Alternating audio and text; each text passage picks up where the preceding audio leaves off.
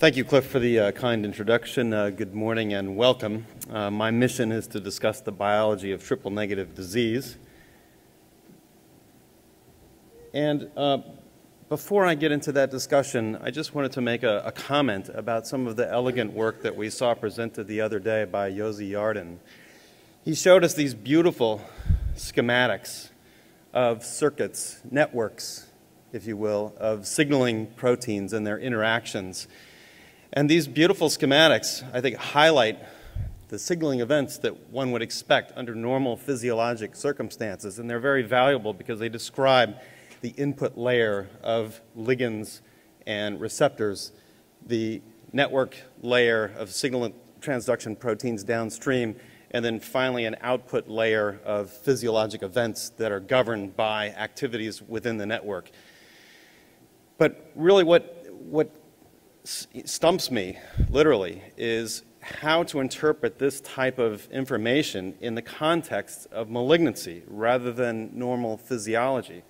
Because in malignant cells, in contrast to normal cells, which have a very organized genome, in malignant cells, the genome is highly deranged. In this typical example of a typical human solid tumor, you can see that some chromosomes are apparently missing entirely. Others have numerous copies, and the majority have complex rearrangements, literally resulting in a scrambled genome. Last year at the IBCC3, I showed you data from MCF7 breast cancer cells that indicate 157 chromosomal breakpoints in that single cell line. And this begs the question, where does one begin to look for network vulnerabilities in this type of a complex situation? It's a huge and daunting challenge. And as opposed to the nice, tidy schematics that we have come to understand in physiologic circumstances, what I imagine that these networks look like in the context of malignancy is probably much more like this. So this is a deranged network, but it is functional. This is a functional network. And it highlights the point that Dr. Yarden was making the other day about network vulnerabilities. Because I would imagine if you chop down this telephone pole, that the power would go out in the lion's share of Ho Chi Minh City for that occasion. And where we are right now in cancer research, and in particular in triple-negative disease, is trying to identify these telephone poles. In breast cancer, we've certainly found some of these poles. Estrogen receptor is one, HER2 is another. But it seems likely that there should be more, and particularly in triple-negative disease, there should be other vulnerabilities that we can exploit. Now, the other point about this slide is if you were to chop down this telephone pole, the telephone traffic would also be interrupted in addition to the electrical circuits, but pretty soon everyone would just take out their cell phones and begin ordinary communications again. So this highlights and underscores the possibility of resistance as well that we must be mindful of in cancer research. So as Cliff nicely pointed out, the challenge in discovering network vulnerabilities in triple-negative breast cancer is one of definition. You know, when we're looking at triple-negative disease, are we really looking for vulnerabilities in that phenotype, or are we looking for vulnerabilities that are restricted to a basal-like phenotype, in which case we shouldn't be so narrow and define that phenotype purely on the basis of absence of 3 receptors.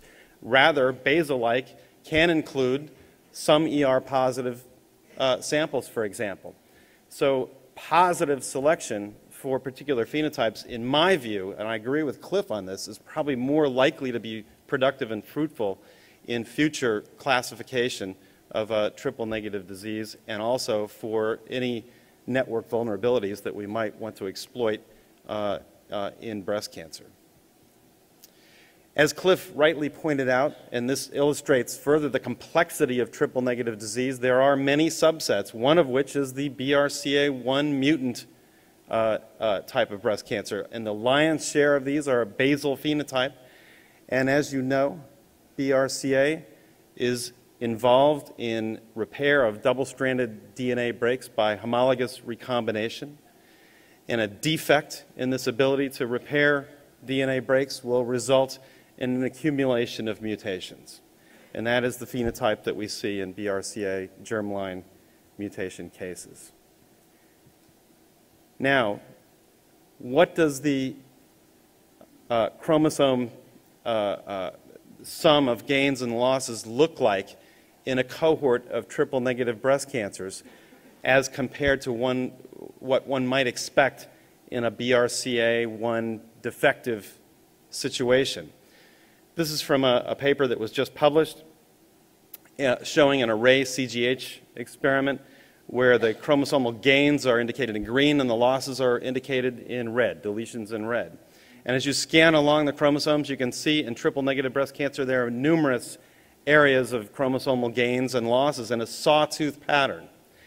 And this sawtooth pattern recapitulate what's seen in BRCA1 mutant cases as well.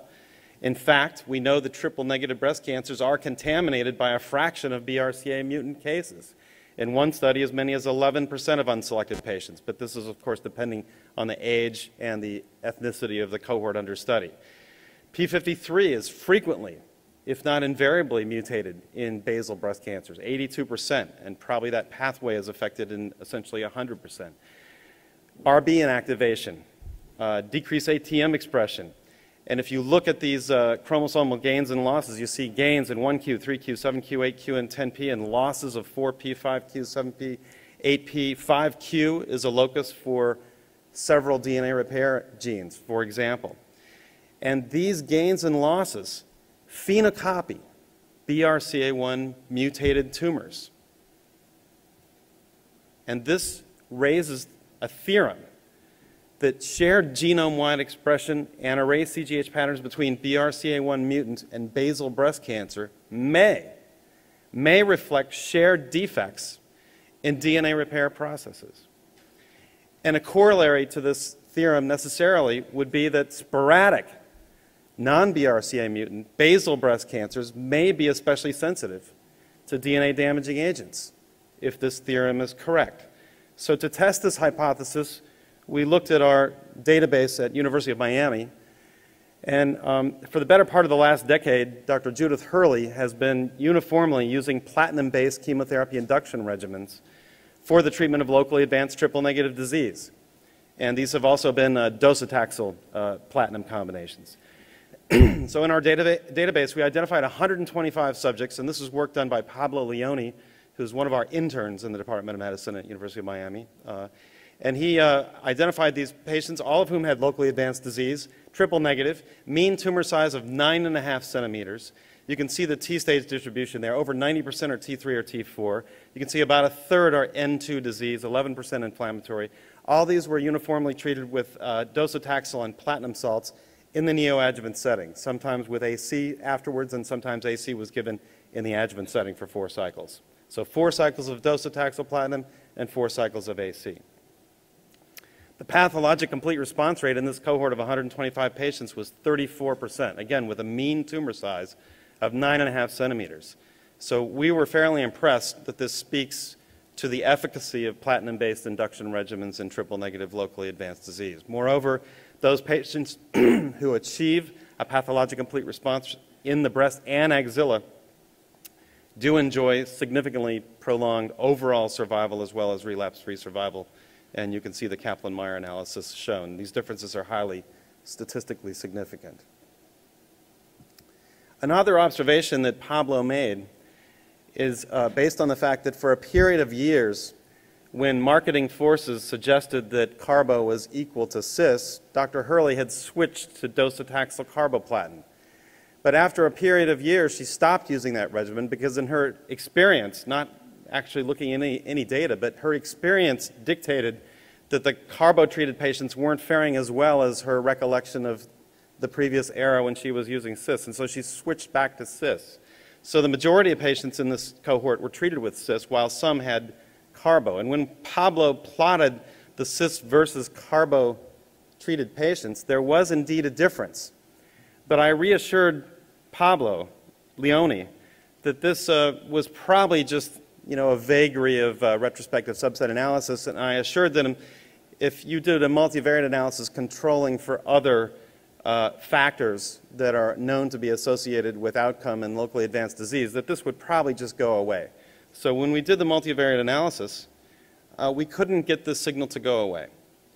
So cis versus carbo remains an independent variable for overall and relapse-free survival. And the magnitude is a hazard ratio of 3.5. So this appears to be an interesting association that we otherwise can't explain. So this is the largest reported single institution cohort of triple-negative locally advanced disease uniformly treated with platinum docetaxel-based chemotherapy. Platinum docetaxel neoadjuvant chemotherapy achieved a path CR of 34% and an overall survival of 55% at 5 years. In multivariate analysis, more than 4 positive lymph nodes, cis versus carbo, and T stage were independent variables that showed significant impacts on relapse-free and overall survival. Well, what we'd like to do next is query this cohort in more depth in order to identify the various intrinsic phenotypes within this cohort. Unfortunately, all we have available are the paraffin blocks for this cohort. So the next task that we had at hand was to develop technology for genome-wide expression analysis out of formalin-fixed paraffin-embedded tissues. And we've done this in collaboration with Almac Diagnostics out of Belfast and Research Triangle Park, North Carolina. And using our Miami samples, we actually were able to show extremely high fidelity in terms of patterns of up or down regulation in gene expression using a custom array. This array was developed with FAR 3' directed probes that are less subject to degradation after fixation and archival storage. So it was rather trivial to distinguish differences between tumor and adjacent normal in this cohort. Moreover, we've shown that we can distinguish intrinsic phenotypes. 40 of the 50 genes in the PAM50 signature are on this custom array, and so it's actually fairly straightforward to use this technology to further classify this cohort, and that work is underway. In South Florida, we have a very diverse background in terms of ethnicity because of the migration patterns into the state historically. Consequently, this gives us another opportunity, perhaps, in this cohort to look at host factors and genetic background to see whether there may be differences based on genome-wide expression array profiling and array CGH. And just with summary data that we've looked at so far, and this is still data in pilot form, it's not mature, when we've pooled about 10 or so samples from different ethnicities shown on the left-hand side of this heat map, and compared them to normal, there are clear differences again between tumor and normal, but there were also differences between ethnicities that were apparent. Now, some of this could be false discovery, and we now have a DoD grant in order to increase the sample size and to validate some of these changes by qPCR. But it suggests that host factors, either genetic host factors or environmental host factors, could impact gene expression profiling. And what is really notable from these early experiments is that we've noted differences in adjacent normal tissue amongst ethnicities, suggesting indeed that there may be host factors even in a non-neoplastic state. And so we've written another grant proposal to try to follow up on these observations with an expanded sample size. One of the genes that we were interested in that we found to be dysregulated, particularly in African American women with locally advanced triple-negative breast cancer, is a DNA repair gene in the ATM pathway. And so this implicates perhaps DNA repair processes as a vulnerability that could be exploited in triple-negative breast cancer, and in particular genetic backgrounds as well. This raises the question, what other proteins are involved in DNA repair processes? And one of the important regulators of repair of single-strand DNA breaks is an enzyme called ADP-ribose polymerase, or PARP. And you've heard a lot about PARPs at this meeting already, and you'll hear more in this session. PARP1 is really quite an amazing enzyme. It has zinc finger motifs that can recognize and bind specifically to single-strand DNA breaks. And when PARP binds to single-stranded DNA, it then dimerizes. It can even form tetramers, and there can be complex dimers between various PARPs. There's a whole family of PARP proteins, so there can be PARP1 and PARP2 heterodimers, for example. But this dimerization and tetramerization activates the enzymatic activity of this enzyme. And this enzyme performs an incredible catalytic function. It initiates a cascade of building ADP-ribose chains, literally sugar-coating the area in and around the nicked DNA. And these sugar-ribose complexes are clustered. Clusters they can be very large or very small. They're branched. They have different branching depending on the conditions under which these enzymes act. And this results in very large negatively charged fields of these sugar complexes. And this negative charge is felt to result in dissociation of the DNA from the histone complex.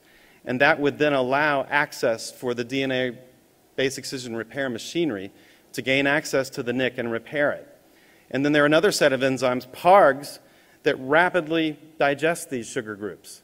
So this is really a hit and run kind of activity where these sugar signals are layered on there. They're like a zip code, perhaps, that recruits in the base excision repair process, relaxes the DNA, dissociates the histones, allows the repair to occur, and then they're quickly digested so that the histone and normal DNA can then refold and go back into a normal, stable structure. Now, if you block PARP activity, you would think that this would cause severe problems. If you block PARP, these single-strand breaks will eventually become double-strand breaks. And in normal cells that have normal BRCA function, as I told you before, BRCA genes are involved in repair of double-stranded DNA breaks by homologous recombination. And so long as that's functional with a normal BRCA, the cells can survive because the repair of the double strand can occur. In situations where homologous recombination DNA repair is defective, like in BRCA mutant cancers, or other cancers that may have a defect somewhere in the same pathway, then this repair cannot occur. And this concept of knocking out two different elements of DNA repair is the concept of synthetic lethality, first described in Drosophila genetics many years ago, where geneticists noted that knocking out one gene may not be lethal, knocking out another gene may not be lethal, but knocking them both out will result in so-called synthetic lethality. So now it may be possible to exploit this concept of synthetic lethality in cancer medicine if we can exploit vulnerabilities and if we can identify patients that have BRCA alteration. Now, PARPS are an extremely complex superfamily of approximately 17 or 18 different genes. And they have many other cellular physiologic processes other than just DNA repair. In addition to DNA repair, PARPs are involved in regulation of transcription because transcription factors can be ADP ribosylated, programmed cell death, maintenance of intracellular NAD pools and ATP pools, centromere and mitotic spindle function, vault proteins, and maintenance of telomere function. So with this myriad of physiologic effects, you might expect that there would necessarily need to be many different PARPs, and there are. And while the distribution of PARP expression for PARP1 and PARP2 is rather ubiquitous, PARP3, for example, has very specific tissue distribution. So some of the necessity for different PARPs has to do with tissue distribution, and other has to do with different physiologic roles for various PARPs in different cellular compartments. So this is a huge family of enzymes, and there is a lot of homology between their enzymatic domains.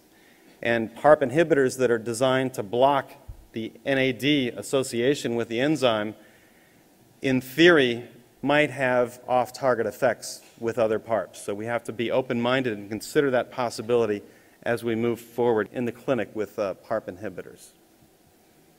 Now, if we're not going to use just triple-negative breast cancer broadly as a definition for a response to PARP inhibition, how else can we search for the subtypes of breast cancers that may uniquely be able to exploit this synthetic lethality process?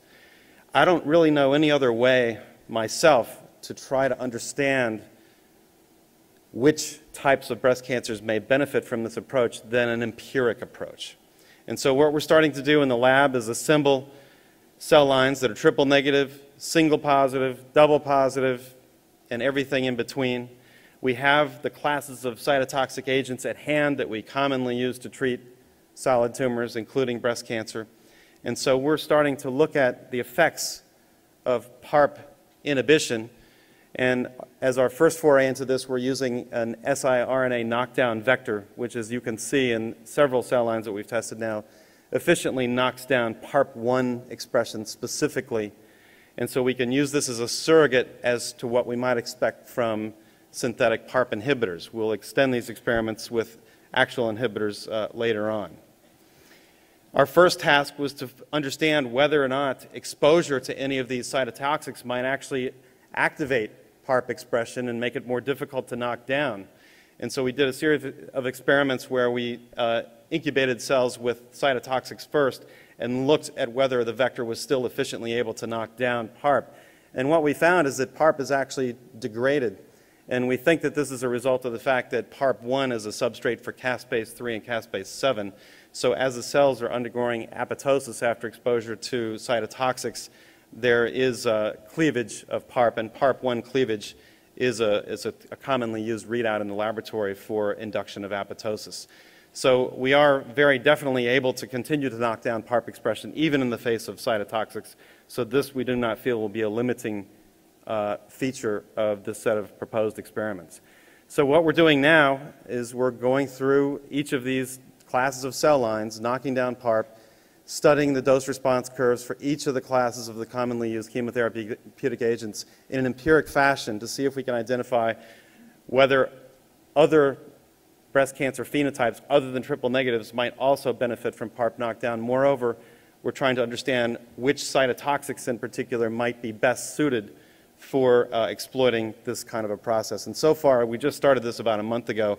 We started with a triple positive breast cancer cell, BT474 cells, and so that's the only cell line for which we have pilot data that's completed. And I'm not going to show you any of the data yet because it's still in process and we want to fill out the entire grid before we make any conclusions. Next, I want to turn your attention to another huge challenge in trying to exploit network vulnerabilities and DNA repair in particular. And this is illustrated by, I think, a fascinating experiment that was done by Alan Ashworth's group and published a year before last in Nature. In this simple experiment, Dr. Ashworth was looking for mechanisms of resistance to PARP inhibitors. So he took a BRCA2 mutant pancreatic cancer cell line and grew that cell in increasing concentrations of a PARP-specific inhibitor. And not surprisingly, he was able to identify drug-resistant clones that were resistant to PARP inhibition.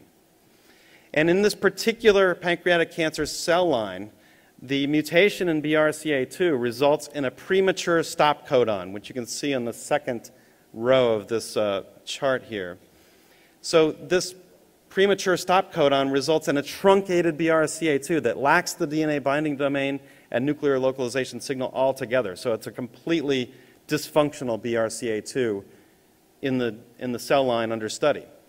Well, what Alan and his colleagues did then was really, I think, quite astounding. They had the presence of mind, which I wouldn't have thought to do, to resequence the BRCA2 gene in these drug-resistant cell lines. And to their astonishment, what they found is that there was a second small deletion mutation that excised the original point mutation that had resulted in a premature stop codon, and this left an in-frame functional BRCA2 protein that was causing resistance to the PARP inhibitor.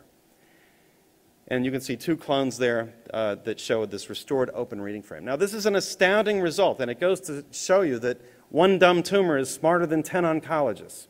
For a cell to be able to figure out exactly what the problem is and fix it with a second deletion mutation is amazing. But you might think, well, you know, so what? This is just a laboratory experiment. This is done in a test tube. It's a wowee kind of thing. Sure, it's interesting, but has nothing to do with the clinic. What they did next is rather astounding as well. They looked at a series of BRCA mutant ovarian cancers who were platinum refractory, and they resequenced BRCA genes in those cases. And they identified the same phenomenon in some of the patients. So this happens in people. So we're going to have to be mindful of mechanisms of resistance to PARP inhibition, no doubt. And this is just an incredible, I believe, and fascinating story, but sobering story as well. In summary, there are many more genes and targets of interest that may be vulnerabilities. If you just compare triple negative to receptor positive breast cancer, there are many different signaling networks that are dysregulated with respect to gene expression, at least, in triple negative disease, and perhaps some of these Wnt signaling, beta-catenin, transmembrane proteins, prolactin receptors, retinoic acid receptors. You're going to hear about androgen receptor from Cliff Hudis. There are many other possibilities and promising lines of investigation that we're all anxious to embark on. We just need an army of postdocs and graduate students. If any of you have school-age children, please send them my way. So in conclusion, this is what we know today. We're still defining breast cancer by 3 receptors. And what we should know is rather sobering. It's complex, but it holds great promise. And it's understanding and embracing this complexity that will lead us to the promised land. So we continue our search for the missing link of network vulnerabilities in triple-negative breast cancer, and I have the feeling that it might be right behind us. We might be really close. I think some of the promising targets are probably on existing gene lists in our laboratories, and we just need the infrastructure to be able to exploit it in the clinic. I'd like to acknowledge Jude Hurley, Lisa Baumbach, Pablo Leone, and my colleagues at the University of Miami, and also generous grant support from the NIH, the DoD, and also a seed grant from Sanofi Aventis that helped get us started with the platinum story and the gene expression array data at our institution. Thank you very much.